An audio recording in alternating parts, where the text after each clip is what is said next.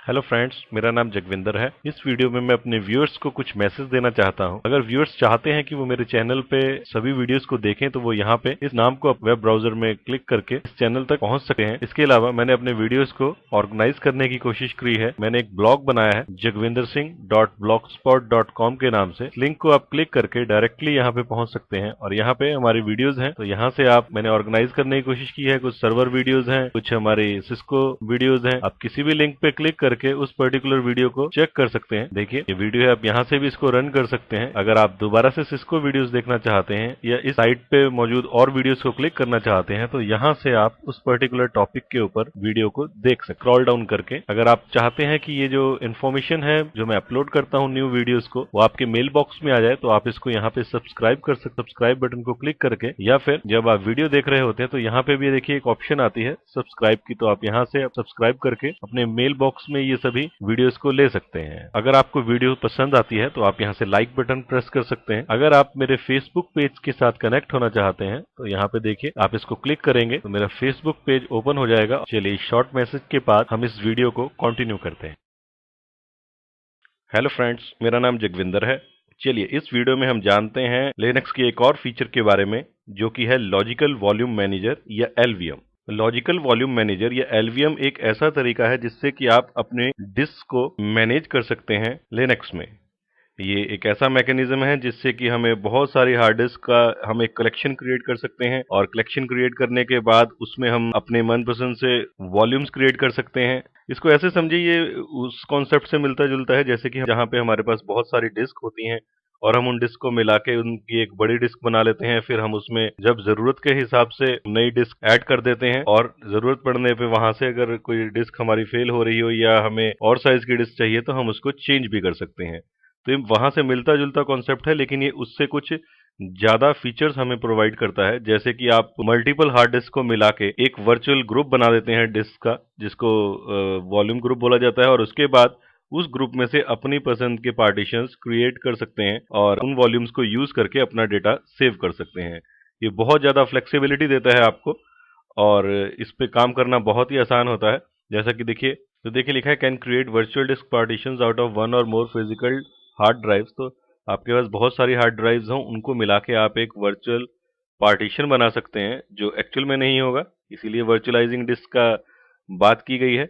Allows you to create larger partitions than you could achieve with a single drive. तो आपको मौका देती है अगर आपके पास 4 पार्टीशंस हैं 100 एमबी के और आपकी रिक्वायरमेंट 300 स्पेस एमबी के पार्टीशंस की है या 350 एमबी के पार्टीशन की है, तो आप एक स्पेस पार्टीशन निकाल सकते हैं। या तो आपको नया ड्राइव क्रिएट करनी पड़ेगी या कुछ और मेथड लगाना पड़ेगा, या फिर आप उन सबको मिला के एक बड़ा पार्टीशन अपनी जरूरत के हिसाब से क्रिएट कर सकते हैं।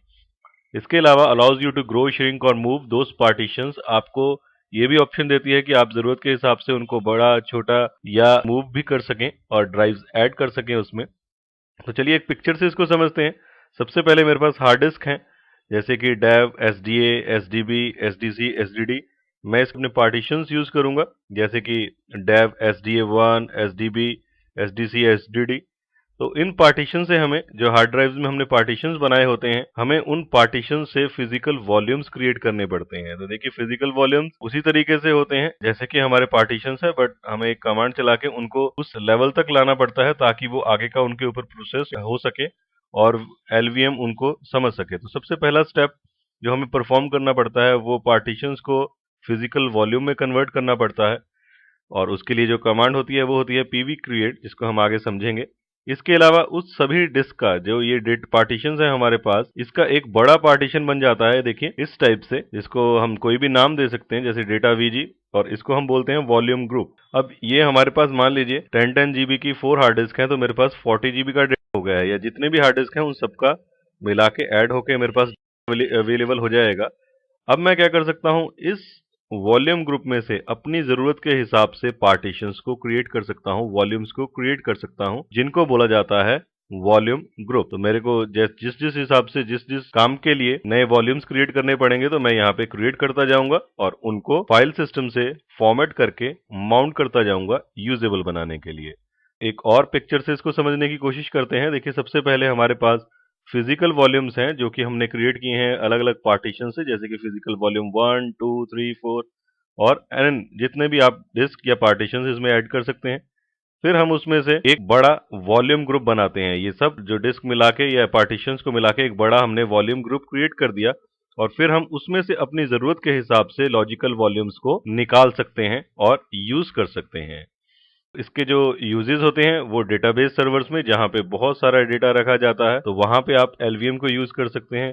फाइल सर्वर्स में आप इसका यूज कर सकते हैं।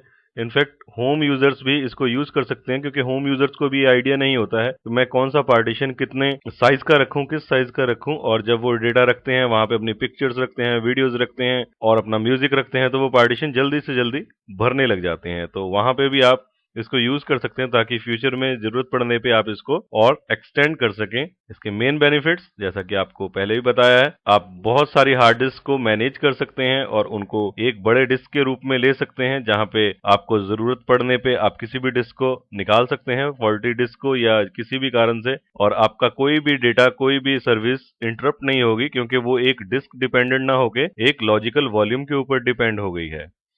इसी तरीके से जैसे पहले आपको बताया कि आप इंस्टॉलेशन के समय पे पार्टीशंस का साइज गेस करने में बड़ी मुश्किल होती है कि क्या साइज का रखें, और अक्सर इसमें गलती हो जाती है, तो आप एलवीएम क्रिएट कर सकते हैं। अगर आप डिफॉल्ट इंस्टॉलेशन में जाते हैं लिनक्स के, तो वो भी एलवीएम क्रिएट कर देता है, लॉजिकल वॉल्यूम मैनेजर। इसको आसानी से मैनेज कर सकते हैं और जरूरत पड़ने पे अपने वॉल्यूम्स के साइज को और एक्सटेंड कर सकते हैं। और तीसरा बेनिफिट में भी यही है कि वो आपको जरूरत पड़ने पे रीसाइजिंग। तो इसका जो मेन बेनिफिट है वो ये है कि आपका जो एलवीएम है वो आपको फ्लेक्सिबिलिटी देता है बहुत ज्यादा, कि आप कैसे अपने फाइल सिस्टम्स के साथ वॉल्यूम्स में डेटा को रख सकते हैं और मैनेज कर सकते हैं। तो इसके बेनिफिट्स जानने के बाद हम नेक्स्ट वीडियो में फिजिकल डिस्क के हम जो पार्टीशंस हमारे क्रिएट हुए हैं, उन पार्टीशन से हम फिजिकल वॉल्यूम्स क्रिएट करेंगे विद कमांड पीवी क्रिएट। उसके बाद उनका एक वॉल्यूम ग्रुप बनाएंगे विद वीजी क्रिएट, और फिर उसमें से लॉजिकल वॉल्यूम्स निकालेंगे विद एलवी क्रिएट। तो इस वीडियो में इतना ही। Thanks for listening.